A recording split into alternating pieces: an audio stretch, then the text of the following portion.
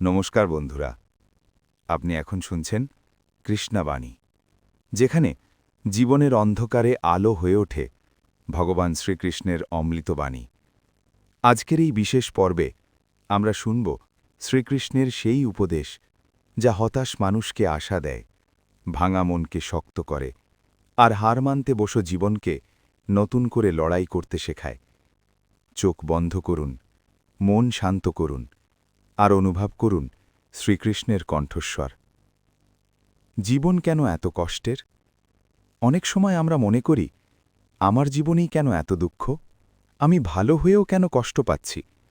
শ্রীকৃষ্ণ বলেন, জীবন কখনোই শুধুমাত্র সুখের জন্য নয়, জীবন হল শিক্ষার জন্য।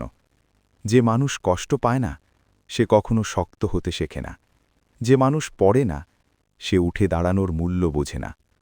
হে অর্জুন, যুদ্ধক্ষেত্রেই মানুষের আসল পরিচয় প্রকাশ পায়, ঠিক তেমনি কষ্টই প্রকাশ করে তুমি ভেতরে কতটা শক্ত। ভাগ্য নয়, কর্মই আসল শক্তি। অনেকেই বলে, আমার ভাগ্য খারাপ, কিন্তু শ্রীকৃষ্ণ স্পষ্ট করে বলেছেন, কর্মণ্যেবধিকারস্তে মা ফলেষু কদাচনা। তোমার অধিকার শুধু কর্মে, ফলের ওপর নয়। যে মানুষ শুধু ফলের কথা ভাবে সে ভয় পায়, আর যে মানুষ শুধু কর্ম করে যায় সে নির্ভীক হয়ে ওঠে। আজ যদি তুমি পরিশ্রম করো, ফল আজ না হোক কাল নিশ্চয়ই আসবে। ভগবান কখনো দেরি করেন না, তিনি শুধু পরীক্ষা নেন। যারা আপনাকে অবহেলা করে, জীবনে এমন মানুষ আসবেই যারা আপনাকে ছোট করবে, অবহেলা করবে, আপনার স্বপ্ন নিয়ে হাসবে। শ্রীকৃষ্ণ বলেন, যে মানুষ আপনাকে ছোট করে সে আসলে নিজের সীমা প্রকাশ করে। সিংহ কখনো কুকুরের ঘেউ ঘেউ শুনে নিজের পথ বদলায় না। আপনি যদি জানেন আপনি কে, তাহলে অন্যের কথা আপনাকে স্পর্শ করতে পারবে না। ধৈর্যই সবচেয়ে বড় অস্ত্র।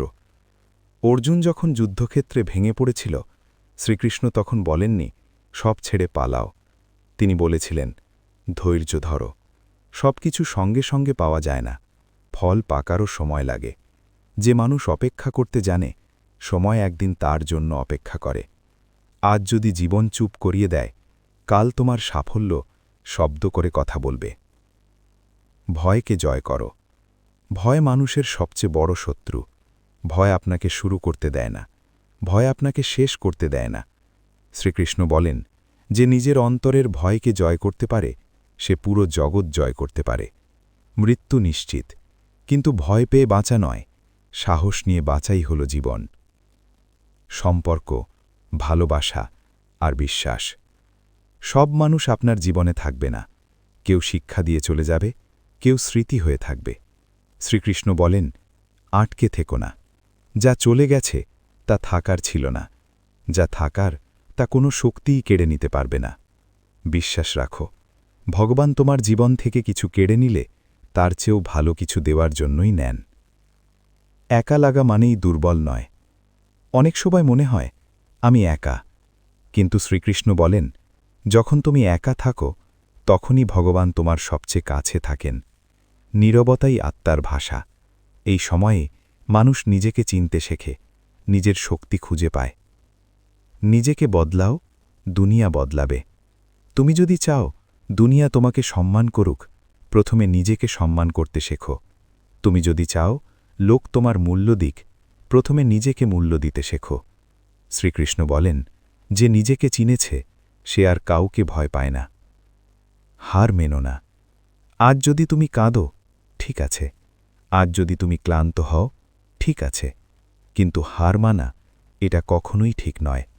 কারণ যে মানুষ শেষ পর্যন্ত দাঁড়িয়ে থাকে, জয় একদিন তারই হয়। শ্রীকৃষ্ণ তোমার সঙ্গে আছেন, তোমার প্রতিটি লড়াই তিনি দেখছেন। বন্ধুরা, যদি এই কৃষ্ণবাণী আপনার হৃদয় স্পর্শ করে থাকে, তাহলে এটি আপনার জন্যই ছিল।